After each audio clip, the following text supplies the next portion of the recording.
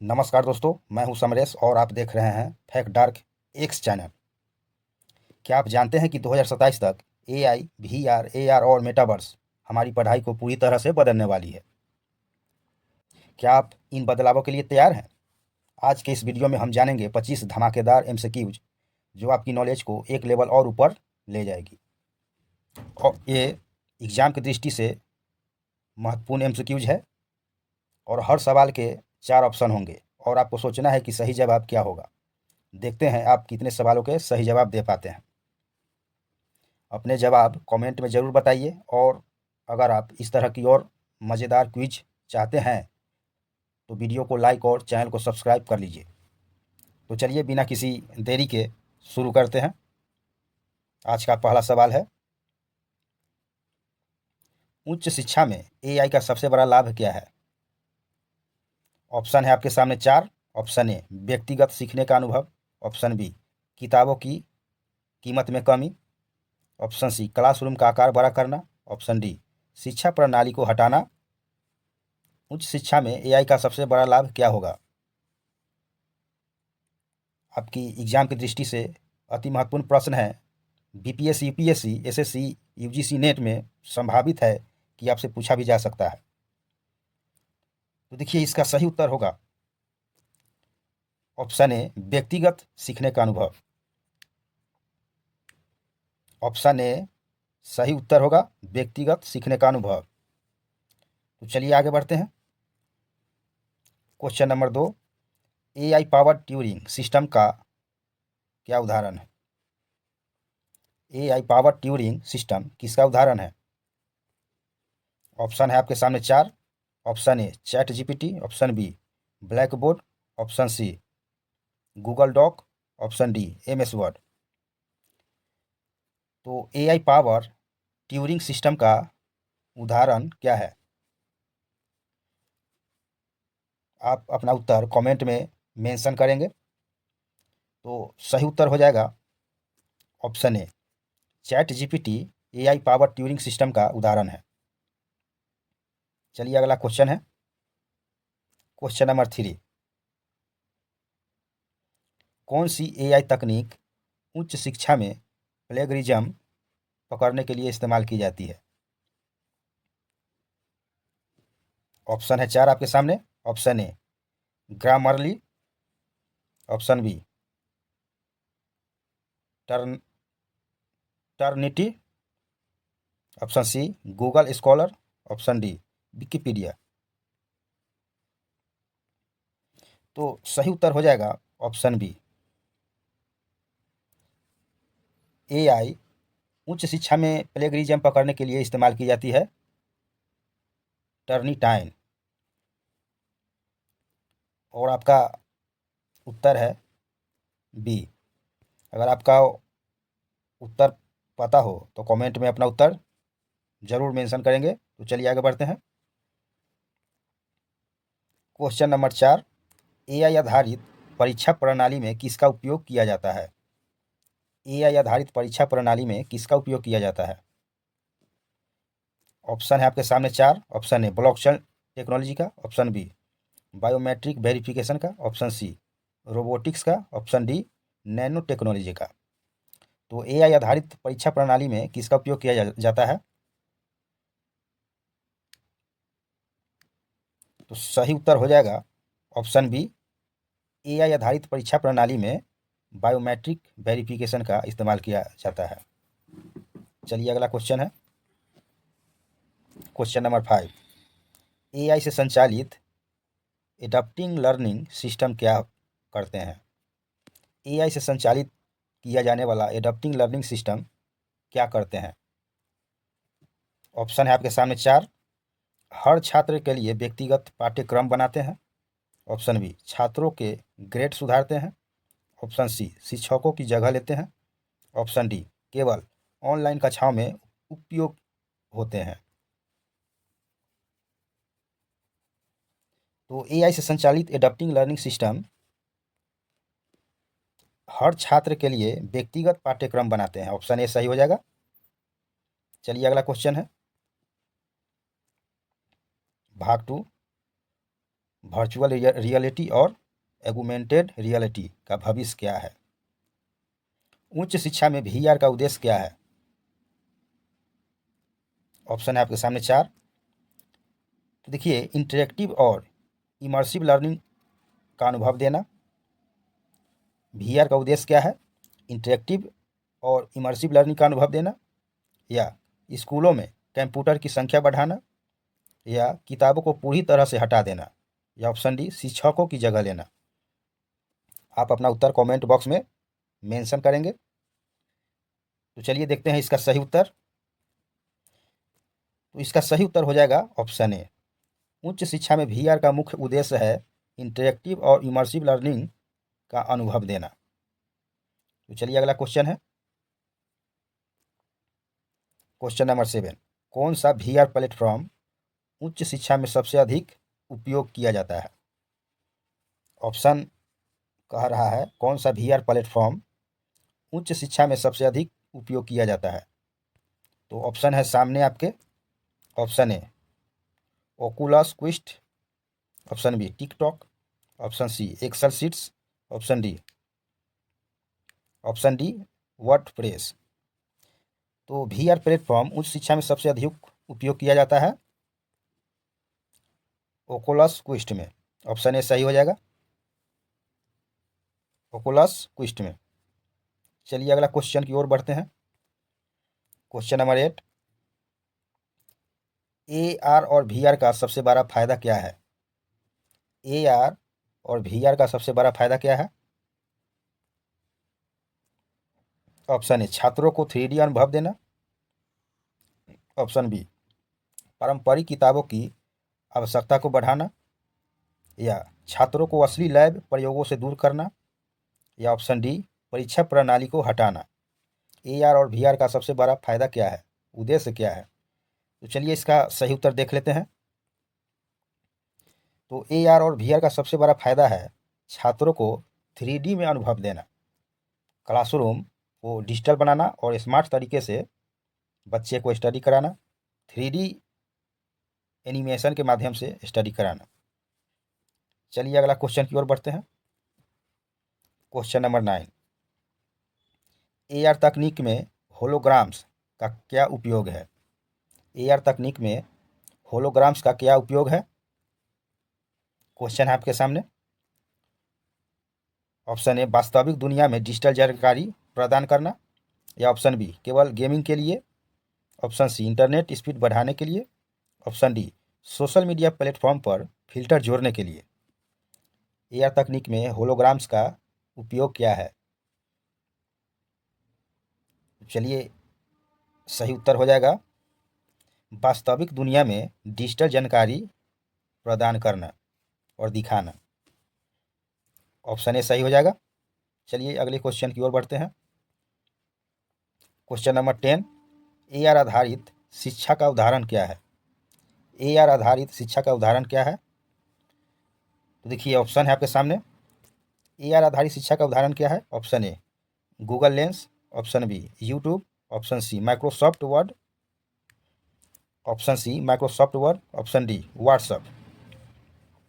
तो एआर आधारित शिक्षा का उदाहरण आपका गूगल लेंस है। ऑप्शन ए सही हो जाएगा।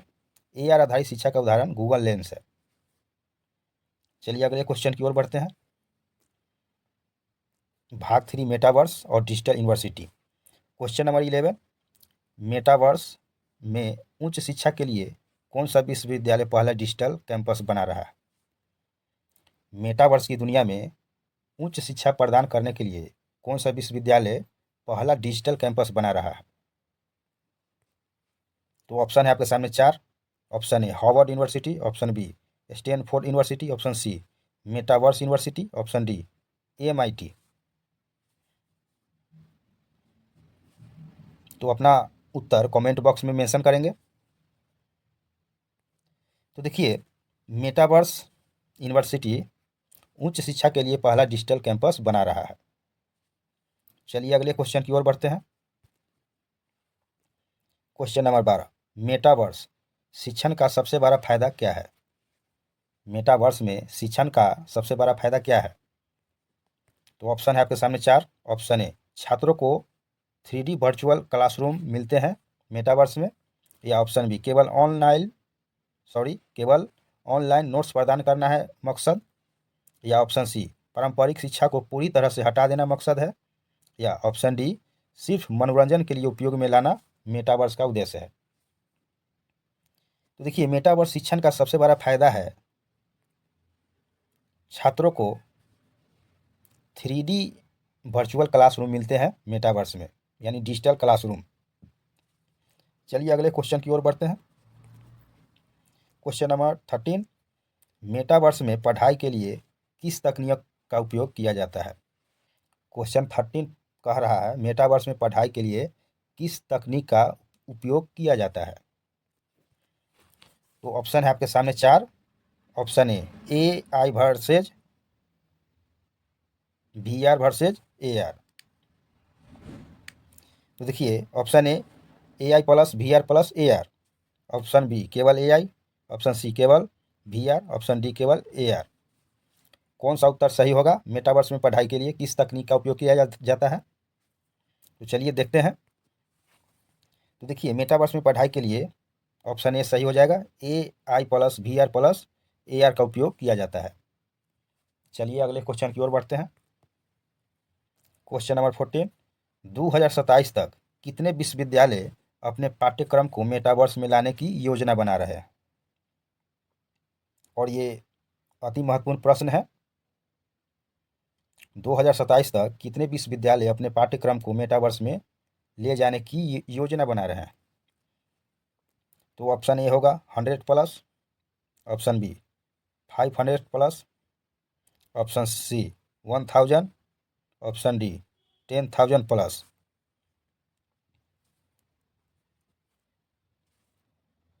तो आप अपना उत्तर कमेंट में बॉक्स में ज़रूर मेंशन करेंगे। तो देखिए, आज मेटावर्स इतना तेज़ी से आगे बढ़ रहा है, आगे चल के मेटावर्स ही डिजिटल दुनिया का भार संभाल सकता है।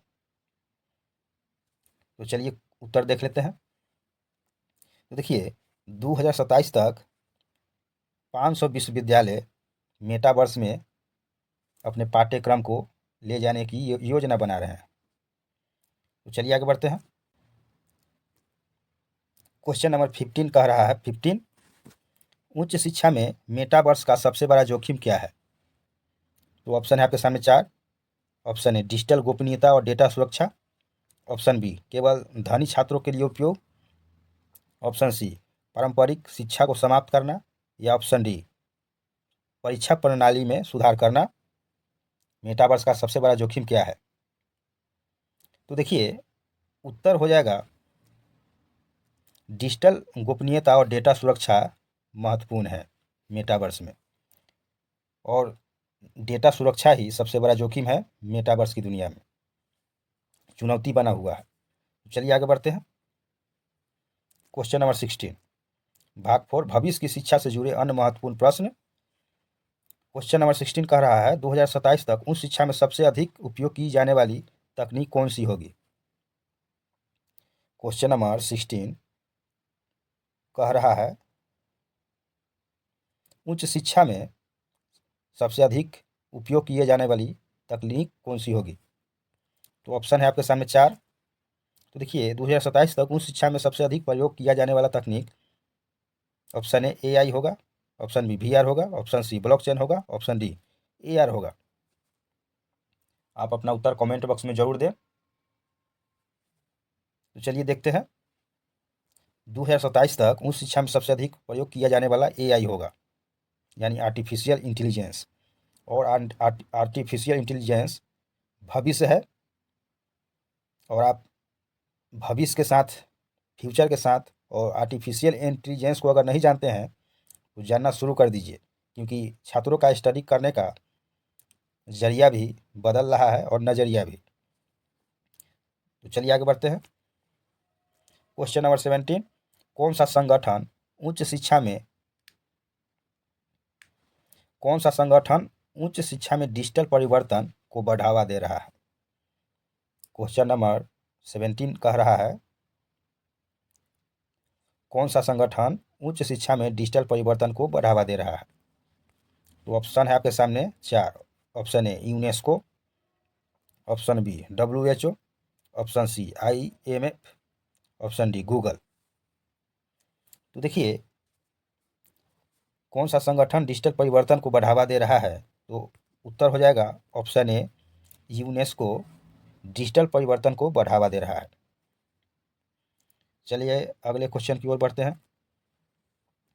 क्वेश्चन नंबर 18, कौन सा प्लेटफॉर्म वर्चुअल क्लासरूम बनाने के लिए सबसे अधिक उपयोग किया जाता है? कौन सा प्लेटफॉर्म वर्चुअल क्लासरूम बनाने के लिए सबसे अधिक उपयोग किया जाता है? चलिए देख लेते हैं। Option A Zoom, option B Facebook, option C WhatsApp, option D Telegram.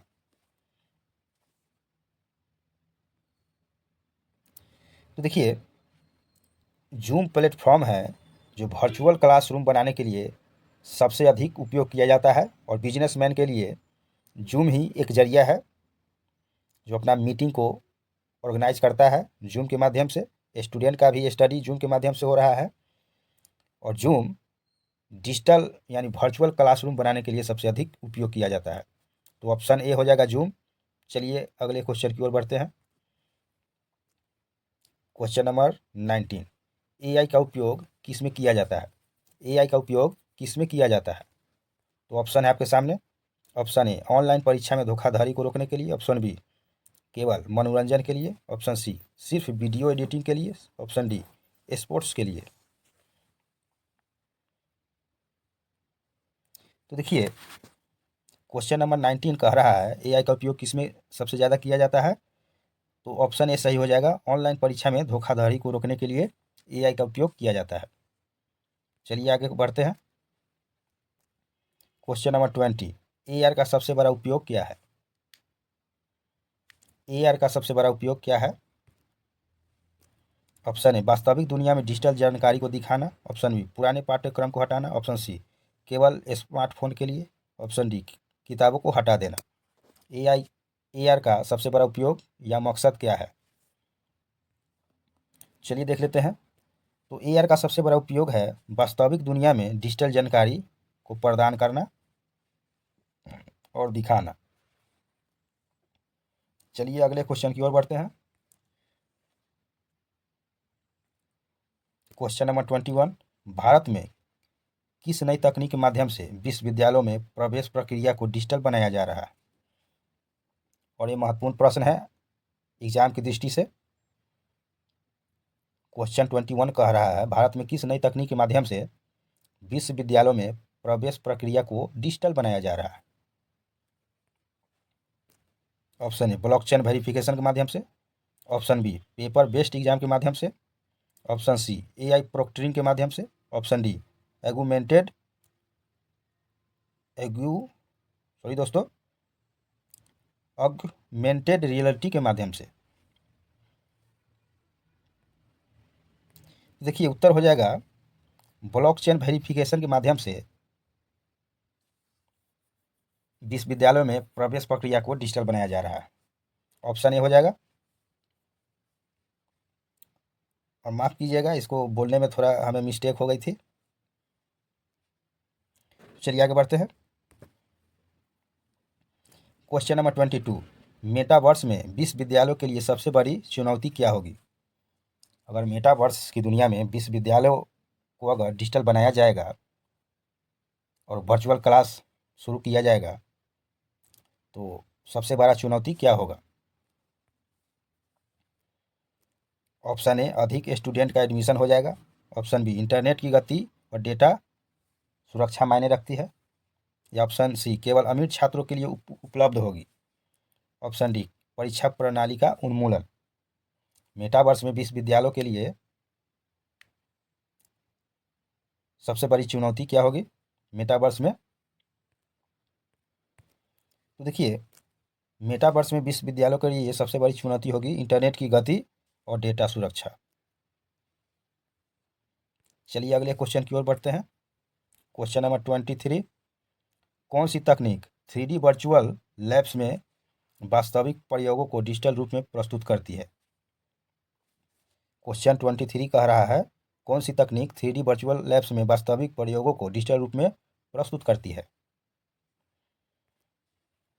Option A I, option B virtual reality, VR का फुल फॉर्म भी है virtual reality, option C big data, option D blockchain.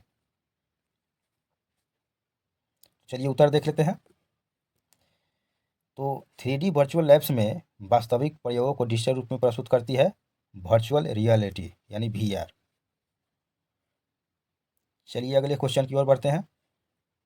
Question number 24, AR एगुमेंटेड reality का शिक्षा में सबसे बड़ा उपयोग क्या है? ऑप्शन आपके सामने है।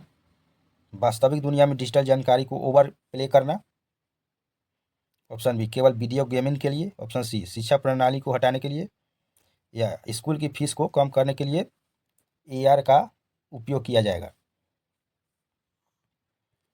तो देखिए ऑप्शन ए सही हो जाएगा। वास्तविक दुनिया में डिजिटल जानकारी को ओवरले करना या प्रस्तुत करना महत्वपूर्ण मकसद है AR का। चलिए आगे बढ़ते हैं और लास्ट क्वेश्चन है क्वेश्चन नंबर 25, उच्च शिक्षा में AI चैटबॉट्स किस काम में मदद करता है?